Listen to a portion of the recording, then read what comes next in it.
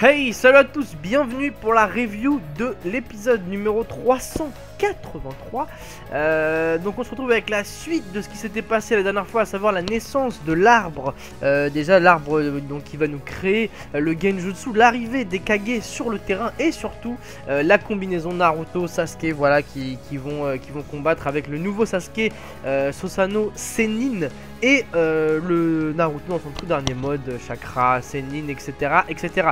Alors dans cet épisode il s'est pas passé grand chose, Shikamaru est revenu à la vie grâce à Naruto. Donc vous le savez, l'arbre avait absorber tout le chakra des shinobi grâce au chakra, donc le manteau de chakra de Kyuubi Shikamaru a pu récupérer, voilà, donc ça c'est plutôt une bonne nouvelle pour Shikamaru, pour les fans de Shikamaru. Puis j'ai toujours pensé que Shikamaru serait le conseiller du prochain Hokage, que je pensais être Naruto.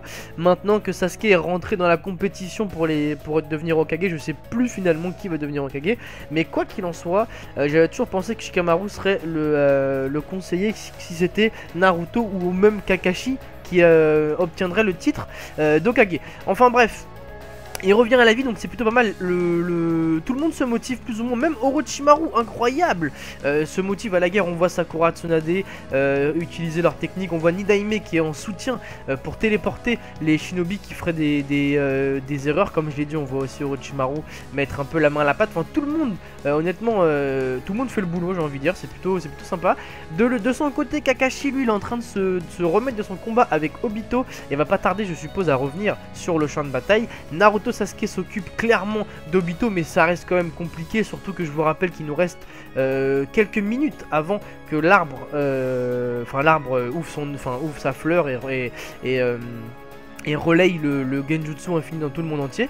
Donc le temps est plutôt compté, mais ça se passe plutôt bien pour Naruto Sasuke jusqu'au moment où ils se font choper, voilà, ils se font toucher, et du coup là ça va devenir quand même compliqué, surtout le temps qui court après. Et en fin d'épisode, voilà, on voit donc Obito faire son sermon classique, hein, d'expliquer qu'il n'y a pas d'amitié, il n'y a pas de frère, il n'y a pas de pote, il n'y a rien du tout, il y a juste la guerre. Naruto lui sort son couplet favori, donc c'est mon Indo, je me battrai jusqu'à la fin, donc vraiment impossible pour les deux de s'entendre. Ils sont vraiment sur une longueur d'onde très différente.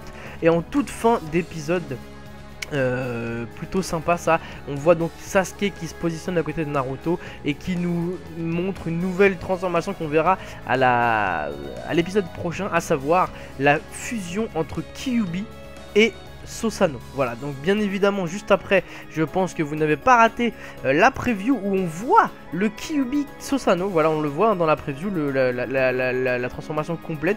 Donc ça c'est vraiment plutôt sympa comme transformation. Voilà, donc dans l'épisode suivant ce sera donc la suite du combat avec bientôt donc l'éclosion de la fleur. Sinon dans cet épisode il s'est pas passé énormément grand chose, il y a eu pas mal de blabla, mais je pense que j'ai dit le principal. Voilà, donc en tout cas vraiment pressé d'être la semaine prochaine pour voir en action le Kyuubi Susanoo. Je vous laisse sur ça, bon week-end à tous, laissez votre avis dans les commentaires sur cet épisode et on se voit la semaine prochaine. Salut, ciao.